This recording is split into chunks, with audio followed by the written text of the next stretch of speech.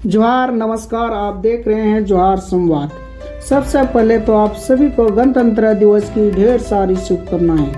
गणतंत्र दिवस एक पर्व भी नहीं बल्कि हर भारतीयों के लिए गर्व और सम्मान की बात है। आज हम सभी 74वां गणतंत्र दिवस मना रहे हैं। वैसे तो भारत 15 अगस्त 1947 को आज़ाद हुआ, लेकिन 26 जनवरी 1950 को संविधान लागू कर गणतांत्रिक व्यवस्था को स्वीकार किया गया। तब से हर साल 26 जनवरी को गणतंत्र दिवस के रूप में मनाया जाता है। गणतंत्र का अर्थ है देश की लोगों को देश के नेतृत्व के लिए अपने मनपसंद नेताओं को चुनने का अधिकार। भारतीय संविधान के निर्माण के लिए डॉक्टर भीमराव अम्बेडकर की अध्यक्षता में संविधान प्रारूप समिति गठित की गई। 2 वर्ष 11 महीने 18 दिन की कड़ी मेहनत के बाद प्रारूप समिति द्वारा 26 नवंबर 1949 को संविधान बनाकर तैयार किया गया। इस दिन को भारतीय इतिहास में संविधान दिवस या राष्ट्रीय कानून दिवस के रूप में मनाया जाता है। हमें हमेशा अपने संविधान का सम्मान करना चाहिए। गणतंत्र दिवस हमें लोकतंत्र के महत्व, शांति और एकता के साथ रहना सिखाता है। कवि प्रदीप ने गीत लिखा था और उस गीत को लता मंगेशकर ने गाया था। ए मेरे वतन के लोगों, जरा आंख में भर लो पानी, जो शहीद हुए हैं उनकी जरा याद करो कुर्बानी। पर उससे आगे की पंक्ति और अच्छी है। तुम भूल ना जाओ उनको, इसलिए कही ये कहानी, जो शहीद हुए हैं उनकी जरा याद करो कुर्बानी, जरा याद करो कुर्बानी। यह दिन उन शहीदों को याद करने का दिन है, उनके बलिदान को, उनकी बलिदानी परंपराओं को समझने का दिन है। 26 जनवरी हो या 15 अगस्त, देश प्रेम को बढ़ाने का दिन है।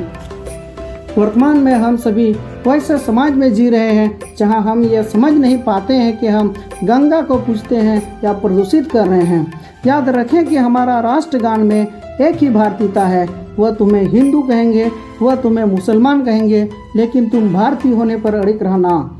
याद रखिए, भगत सिंह, सुखदेव और राजगुरु ने किसी मजहब के लिए नहीं अपितु हिंदुस्तान के लिए बलिदान दिया था। हमारा राष्ट्र निर्माण तब संभव होगा जब दिए मंदिर में नहीं बल्कि हर घर में ज्ञान की रोशनी जलेगी, जहाँ चादर मस्जिद में नहीं बल्कि हर शब्द बदन को उड़ाई जाएगी, जहाँ शांति केवल चर्च में नहीं बल्कि 2 भाइयों और सास बहू के बीच नजर आएगी, अनाथ आश्रम और वृद्धा आश्रम को अलग रखने की नहीं बल्कि जोड़ने की पहल की जाए, जहाँ अनाथ बच्चों को माँ बाप का प्यार मिल सके और बूढ़े माँ बाप को परिवार।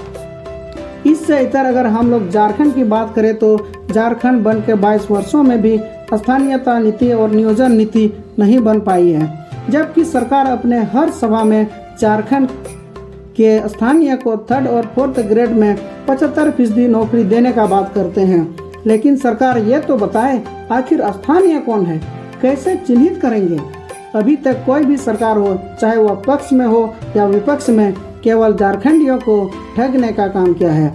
सत्ता में आने के बाद सभी ने झारखंड की खनिज संपदा, बालू पत्थर को गलत तरीके से बड़े पूंजीपतियों के हाथों बेचकर यहाँ के आदिवासियों मूलवासियों को भिखारी बनाया जा रहा है। और इन कामों में सरकार व नेता का साथ, प्रशासन के बड़े अधिकारी के साथ मंत्री विधायक के लोग भी सम्मिलित हैं, जैसे पूजा सिंघल, पंकज मिश्रा, साहिबगंज के डीसी आदि।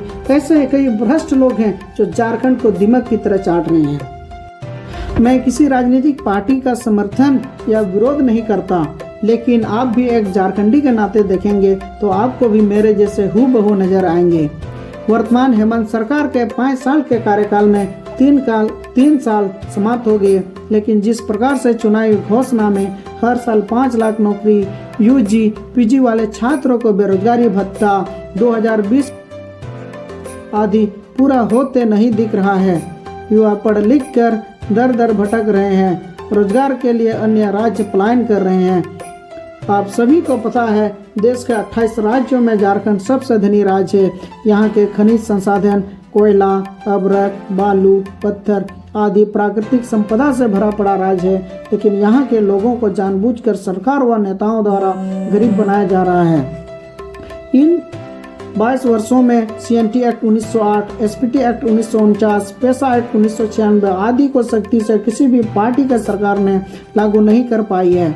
इसके परिणाम स्वरूप यहाँ की जमीन धड़ल्ले से खरीद बिक्री किया जा रहा है। मैं दावे के साथ कह सकता हूं, जिस दिन राज्य सरकार, मंत्री, विधायक, सांसद, प्रशासनिक पद पर बैठे अधिकारी, पदाधिकारी, कर्मचारी अपने कामों को पूरी कर्तव्य निष्ठ व ईमानदारी पूर्वक करेंगे, उस दिन झारखंड की दिशा और दशा दोनों बदल जाएंगे।